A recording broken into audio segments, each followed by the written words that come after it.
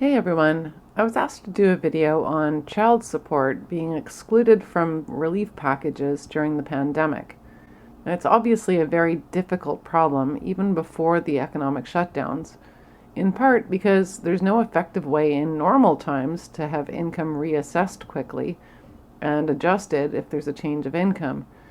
I've always felt the lack of concern given to dads whose child support exceeds their ability to reasonably pay was based on the government trying to reduce how much divorced women ask them for supplementary money, so they've taken an approach that the welfare of women and children is the responsibility of men as a gender, and of government only when men can't pony up. Of course, these support payments are not tied to visitation rights, so if access to the children is cut off, well, men can't withhold the child support payments. They have to go to court to get access orders and then contempt of court findings.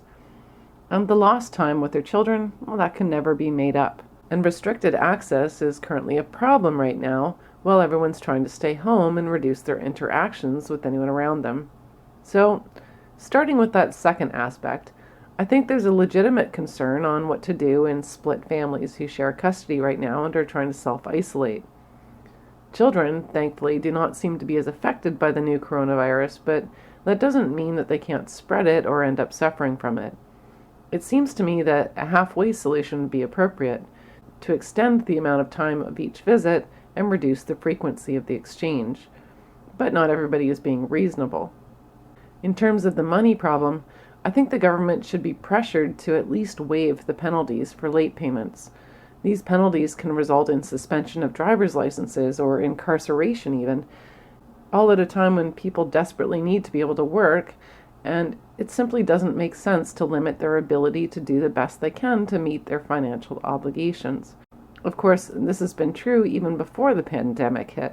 There's no use in suspending the driver's license of someone who needs to drive to maintain employment, or tossing him in jail where he most certainly can't get caught up on payments.